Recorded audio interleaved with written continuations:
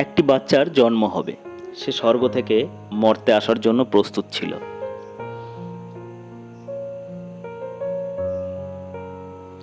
ভগবানের কাছে গিয়ে জন্মের আগে সে বলল, আমাকে মর্তে পাঠাবেন না, ওখানে খুব কষ্ট, এত কষ্ট সহ্য করতে পারবো না। ভগবান তাকে আশ্বস্ত করে বললেন, চিন্তা করছো কেন, আমি ওখানে তোমার সঙ্গেই থাকবো। কিন্তু নিচে তো আপনাকে দেখা যাবে না, কারণ আপনি তো মর্তে অদৃশ্যমান। বাচ্চাটি তখন জিজ্ঞাসা করল। বাচ্চাটি তখন তার কাছে জানতে চাইল যে আপনি যে আমার সঙ্গে আছেন আমি বুঝবো কি করে। ভগবান তখন বললেন, তুমি যখনই চোখ বন্ধ করবে তখনই তোমার পায়ের ছাপের সঙ্গে আমারও একজোড়া পায়ের ছাপ দেখতে পাবে। বাচ্চাটির একটি ঘরে জন্ম হলো। সে আস্তে আস্তে বড় হয়ে উঠতে লাগলো। ছোটবেলায় সে একবার সাইকেল থেকে পড়ে গেল, কিন্তু সাইকেল থেকে পড়ে গিয়ে সে চোখ বন্ধ করলো, দেখলো একটি মাত্র পায়ের ছাপ। বড় হয়ে যখন সে একটা বড় কোম্পানিতে চাকরি পেল, সে আনন্দের মুহূর্তে ঈশ্বরকে স্মরণ করলো। তখন দেখলো সেখানে দুজোড়া পায়ের ছাপ।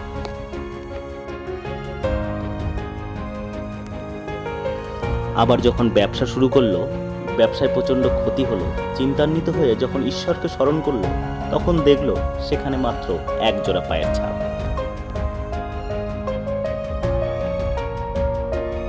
এইভাবে সে বুঝতে পারলো, আমি যখন আনন্দে থাকি তখন ঈশ্বর আমার সঙ্গে থাকে, কিন্তু আমি যখন প্রচণ্ড কষ্টের মধ্যে থাকি তখন ঈশ্বর আমার সঙ্গে থাকেন না, কারণ তখন একমাত্র এক জোড়া পায়ের ছাপই দেখতে পাই, আর সেটা আমার।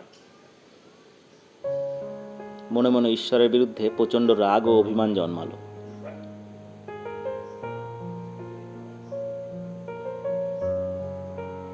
মৃত্যুর পর স্বর্গে গিয়ে সে ভগবানকে অভিযোগ করলো যে আমি যখনই বিপদে পড়েছি আপনি আসেননি, শুধুমাত্র এক জোড়া পা দেখতে পেয়েছি। ভগবান তখন এই কথার উত্তরে বললেন, তুমি যখন কষ্টে থাকতে আমি তখন ভাবুক হয়ে তোমাকে কোলে নিতাম, তাই এক জোড়া পা দেখতে পেয়েছো, ওটা শুধু আমার পাই ছিল। আর তুমি যখন আনন্দে থাকতে তোমাকেও হাঁটতে দিতাম, আর আমিও হাঁটতাম, তাই দুজোড়া পায়ের ছাপ দেখতে। তাই ঈশ্বরকে অভিযোগ না করে ঈশ্বরের ওপর বিশ্বাস রাখা উচিত, আর এই বিশ্বাসের ফলে আমাদের সমস্ত কষ্ট দুঃখ দূর হতে পারে। দ্য ভয়েস অফ মাইন্ডের পক্ষ থেকে সকলকে ধন্যবাদ।